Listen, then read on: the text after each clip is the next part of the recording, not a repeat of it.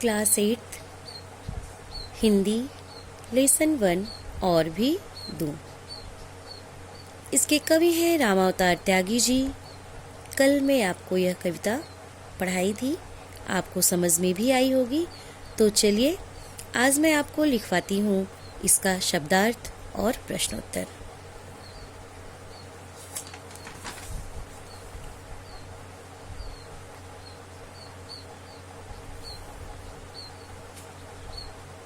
देखिए, आपका पहला शब्द है आशीष। आशीष मीन्स होता है आशीर्वाद। अकिंचन, अकिंचन मीन्स होता है अति निर्धन। चमन, चमन मीन्स होता है बाग।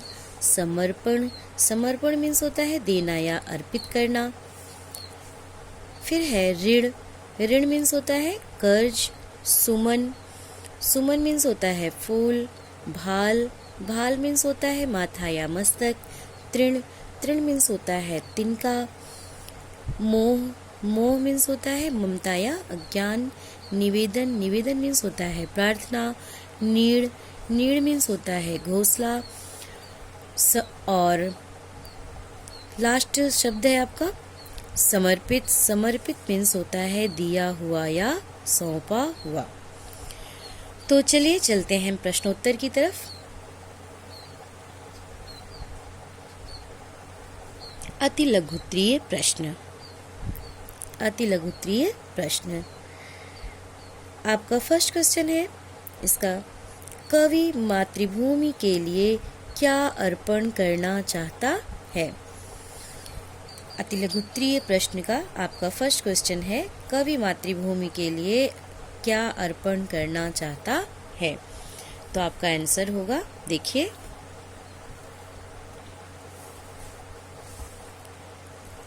कवि मातृभूमि के लिए अपना सर्वस्व अर्पण करना चाहता है। कवि मातृभूमि के लिए अपना सर्वस्व अर्पण करना चाहता है। आपका नेक्स्ट क्वेश्चन है, कवि कौन सा बंधन तोड़ना चाहता है। तो आपका आंसर होगा, कवि मोह का बंधन तोड़ना चाहता है। आपका नेक्स्ट क्वेश्चन है, कवि अपनी आयु का क्षण क्षण किसके लिए समर्पित करना चाहता है।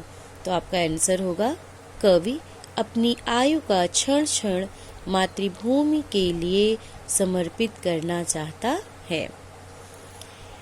फिर है आपका लघुत्तरीय प्रश्न। लघुत्तरीय प्रश्न का आपका फर्स्ट क्वेश्चन है, कवि मातृभूमि से क्या क्षमा याचना करता है। तो आपका आंसर होगा, कवि अपने घर, परिवार और गांव से क्षमा याचना करता है। वह उनसे अपने मोह के बंधन तोड़कर स्वयं को अपने देश के प्रति समर्पित कर देना चाहता है। फिर है आपका नेक्स्ट क्वेश्चन, कवि किस हेतु शस्त्र धारण करना चाहता है।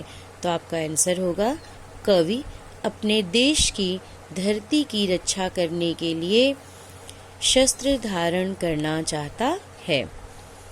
और लघुत्तरीय प्रश्न का आपका लास्ट क्वेश्चन है, कवि ने स्वयं को अकिंचन क्यों कहा है। तो आपका आंसर होगा, कवि स्वयं पर मातृभूमि का बहुत अधिक ऋण अनुभव करता है। उसे लगता है कि उसके प्राण भी उस ऋण को चुका देने के लिए पर्याप्त नहीं है, इसलिए कवि स्वयं को अकिंचन कहा है। तो ये था आपका और भी दूं लेसन का अति लघुत्तरीय प्रश्न और लघुत्तरीय प्रश्नोत्तर। और कल मैं आपको इसी लेसन का दीर्घोत्तरीय प्रश्नोत्तर लिखवाऊंगी। तो आज आपका होमवर्क है और भी दूं लेसन का शब्दार्थ और प्रश्नोत्तर याद करना। आगे कल। Thank you.